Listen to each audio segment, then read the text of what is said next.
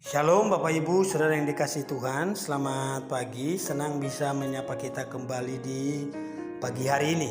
Bapak Ibu, Saudara yang dikasihi Tuhan, setiap kita pasti pernah mendengar cerita fiksi tentang Superman. Cerita fiksi tentang Superman muncul di komik-komik Amerika, bahkan juga beberapa kali dibuat dalam bentuk film.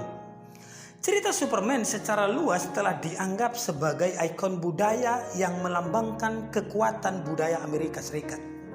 Nah, ada pelajaran penting yang bisa kita pelajari dari kisah Superman ini, Bapak Ibu. Kalau kita amati, Superman dalam setiap upaya penyelamatan yang dia kerjakan ketika menumpas kejahatan, selalu dia kerjakan sendiri tanpa bantuan orang lain. Tentu ini karena didasari pada kekuatannya yang luar biasa. Hampir tidak pernah kita menemukan ada adegan di mana Superman dibantu oleh orang lain dalam mengerjakan misi penyelamatannya. Nah, Bapak Ibu Saudara yang dikasihi Tuhan, meskipun cerita Superman hanya sebuah cerita fiksi, tanpa kita sadari seringkali jiwa Superman hidup dalam pribadi kita, di mana kita merasa mampu mengerjakan semuanya tanpa bantuan orang lain. Kita mengerjakan tanpa ada pertolongan atau kita mengharapkan bantuan orang lain. Ada satu kisah dalam Keluaran pasal 17 ayat 8 sampai 13. Keluaran 17 ayat 8 sampai 13 dikatakan begini, Bapak Ibu. Lalu datanglah orang Amalek dan berperang melawan orang Israel di Rafidim. Musa berkata kepada Yosua, pilihlah orang-orang bagi kita, lalu keluarlah berperang melawan orang Amalek. Besok aku akan berdiri di puncak bukit itu dengan memegang tongkat Allah di tanganku. Lalu Yosua melakukan seperti yang dikatakan Musa kepadanya dan berperang melawan orang Amalek. Tetapi Musa, Harun dan Hur telah naik ke puncak bukit. Dan terjadilah apabila Musa mengangkat tangannya lebih kuatlah Israel. Tetapi apabila ia menurunkan tangannya lebih kuatlah Amalek. Maka penatlah tangan Musa, sebab itu mereka mengambil sebuah batu, diletakkanlah di bawahnya supaya ia duduk di atasnya. Harun dan Hur menopang kedua belah tangannya, seorang di sisi yang satu, seorang di sisi yang lain, sehingga tangannya tidak bergerak sampai matahari terbenam. Demikianlah Yosua mengalahkan Amalek dan rakyatnya dengan mata pedang. Nah, Bapak Ibu Saudara yang dikasihi Tuhan, kalau kita baca teks ini secara lengkap, maka kita akan menemukan latar belakang cerita dari ayat ini. Ayat ini terjadi di mana bangsa Israel sedang berperang melawan bangsa Amalek. Dan di akhir cerita dari kisah ini, orang Israel memenangkan pertempuran ini dengan luar biasa.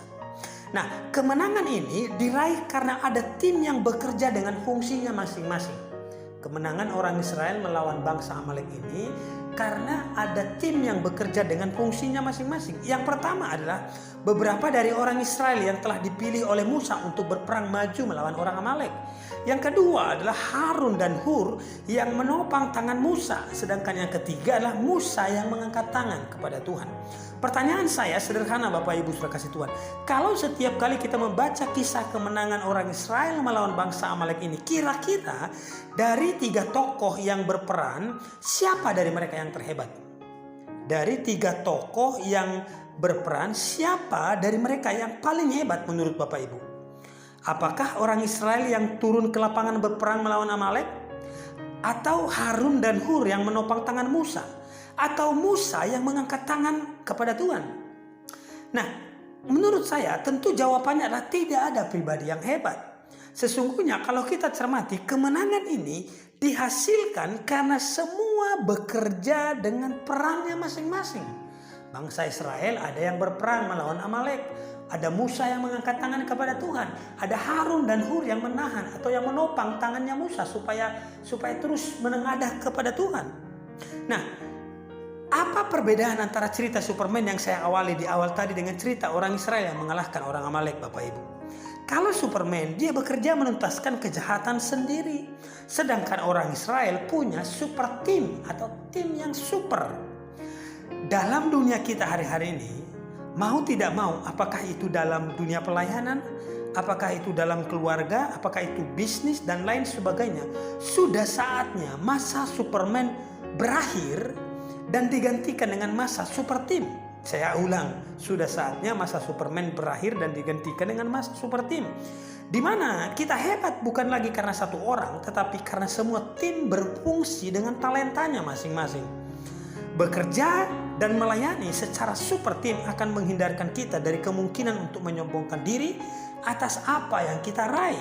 Tidak ada lagi bahasa aku dan aku, yang ada adalah bahasa kita dan kita.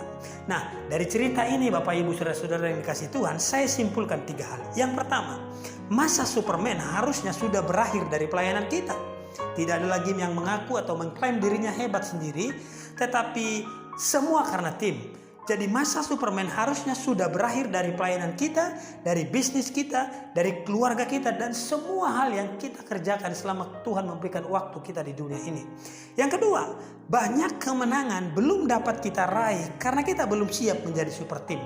Banyak kemenangan-kemenangan di depan mata kita, sebenarnya kita nggak sanggup raih, kita nggak sanggup menangkan. Karena apa? Karena kita nggak bekerja secara tim. Lalu yang ketiga, bekerja secara super tim akan menghindarkan kita dari godaan untuk menyombongkan diri atas apa yang kita raih hari ini.